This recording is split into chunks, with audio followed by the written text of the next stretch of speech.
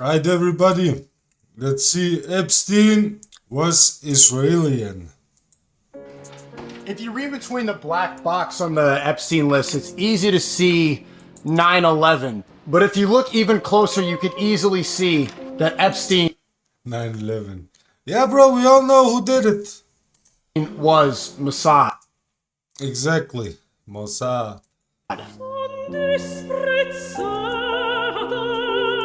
It's very annoying to anyone who's been researching Epstein to see the Trump-appointed team tasked with declassifying the Epstein list dancing like uncles at a wedding with binders of information that have been available online for years.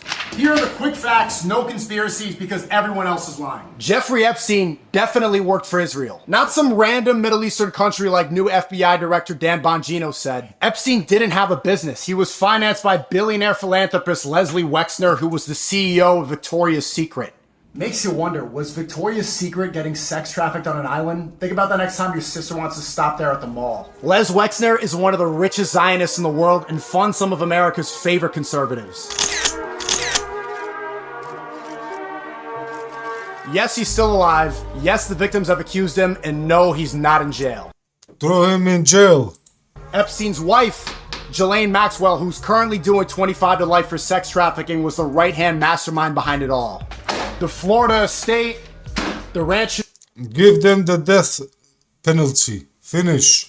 New Mexico, the luxury Manhattan apartment, and the infamous ritual temple on the Virgin Islands. Ghislaine Maxwell was the bottom bitch, the female voice needed to coax the girls to every location. Yes, Ghislaine was trafficking girls and shaking hands with everybody worth knowing in America, was perhaps an even more evil manipulator than Epstein himself, but what's even more interesting is that her father, Robert Maxwell, was quite literally an Israeli spy.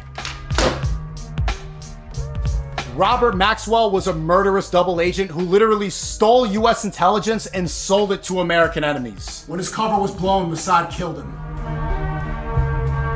With direct links to MI6, the KGB, and Mossad, he was like the Godfather mixed with John Wick of Israel. His brutal use of mafia tactics, intelligence, and blackmail created the country of Israel you know today. Even former Israeli Prime Minister Yitzhak Shamir said he has done more for Israel than can today be told. It sounds like a movie, but this is all public and well documented for decades now. Imagine what else they're hiding in these binders. The point is, Epstein's blackmail operation is impossible to work alone. And if you wonder why you see the Star of David next to every American politician, this is why. It's why this is the most taboo subject in the world, but the veil is being lifted. My friend Ian Carroll went on the Joe Rogan podcast today and discussed this topic on the biggest conversation platform in the world. He ratioed Elon Musk with this topic on his own platform.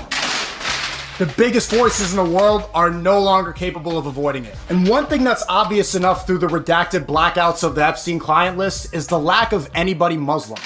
There aren't any. But you would think through the sea of propaganda about what Muslims do today, and in the words of Alex Jones, the Islamic takeover of the West, that there would be Muslims involved in the biggest uncovered blackmail operation ever. But no. Even with the former most Googled man in the world, Andrew Tate, who continues to blame terrorist attacks on Muslims. Guess what I saw in the car on the way here?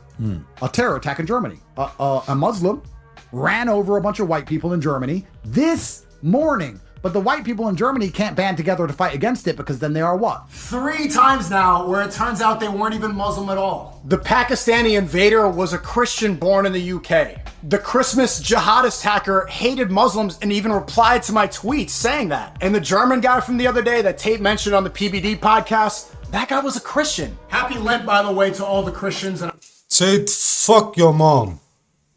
And your dad. I hope it's successful. It's no hate to Tate, people make mistakes, but when I became Muslim 2 years Honestly, Tate, eat shit. And your brother. Both of you, eat shit. ago, I thought the propaganda was over. Boy, oh boy, people ran out of lies, so they started hating the way we fast, saying that Ramadan is like skipping lunch. If you think having no food, water, or coffee every day from 5 a.m. to 6 or even 8 p.m. for a month straight is easy, be my guest. So whatever bullshit propaganda they spread about us, at least there were no Muslims on the Epstein list. Exactly, only Christians. Fucking weirdos. See you guys next time.